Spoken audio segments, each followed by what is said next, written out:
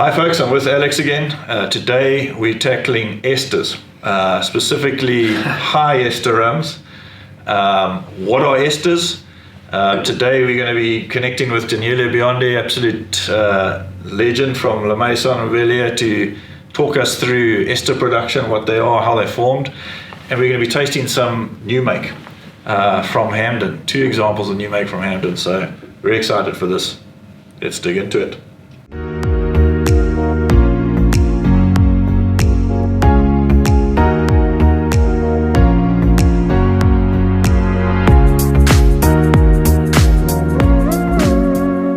So esters are compounds that exist in nature. A pear smells like a pear because of its specific ester that tree produces. Isoamyl acetate is a banana ester that makes a banana smell like a banana. In rum production, esters are formed through very unique wild fermentation processes to develop alcohol and acids. Those combine to form esters through distillation. And Daniele is going to take us through that in more detail. But folks, people's first impression about high ester rums? Well, we're onto a little rum fire here, which is Hamden's white overproof rum. Yes. Essentially a new make in the whiskey world. And you mentioned banana just now, and to me, I'll try to get the banana on this nose. But it is very interesting seeing everyone's different reactions when they first have one of these big high ester marks and notes for the first time, especially the really high ones, the sort of 1200-1300 level ester rums.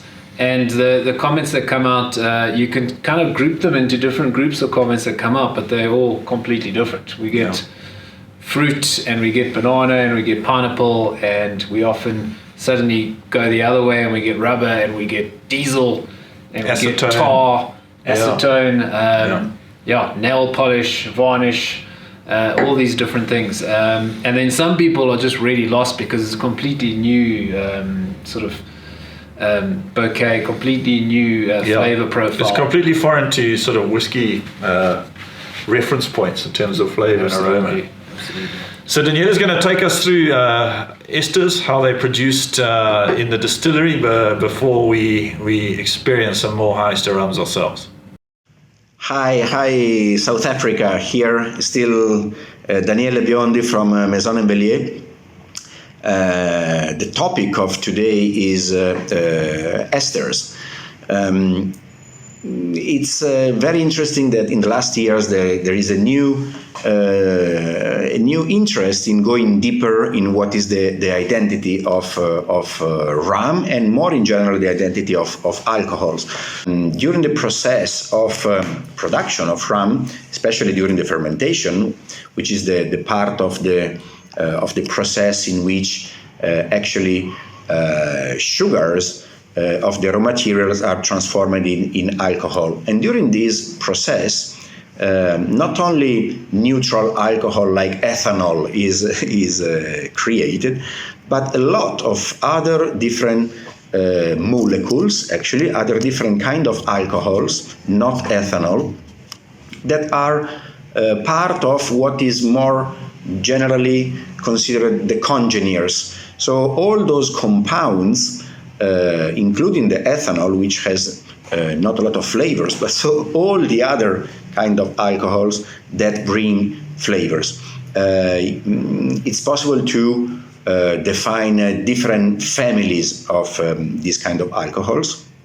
Esters are one of these families, and actually are those molecules that in the combination, in the mix with all the others, that bring flavors, what we define as fruity flavors or floral flavors.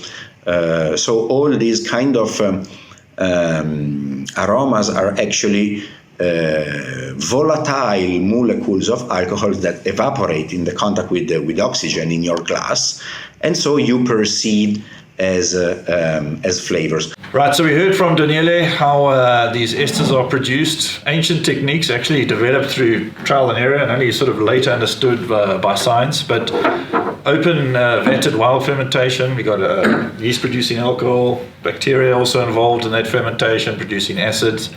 And it's only through the distillation process that those alcohols and acids combine to form a family of alcohols we call esters. And they carry all sorts of flavors, as we previously described, from fruity to acetone to rubbery to marine. And what have you poured for us here? So what we have here is one of the classic sort of getting in towards the high ester world. Little mark called El Rock. 350 grams of esters per hectoliter of pure alcohol, and we're starting to get what we refer to as quite funky now. Yeah. Pineapple, for me. Absolutely, pineapple definitely. The rum fire was kind of more banana-y. This is leaning a bit more pineapple-y. There's kind of kelp. I'm getting kind of weird kelpy sort of marine influence. Aromas. Absolutely. Fruity and marine at the same time. Quite funky, quite. And I think it's touching on the sort of varnish world, more the sort of nail polish, acetone, wood varnishes. That comes through on the palate as well. So we're going to cut back again to Daniele, and he's going to sort of unpack the flavor development through distillation and introduce us to marks. We mentioned the El Rock mark. Daniele is going to introduce us to this concept, which we'll take further later on.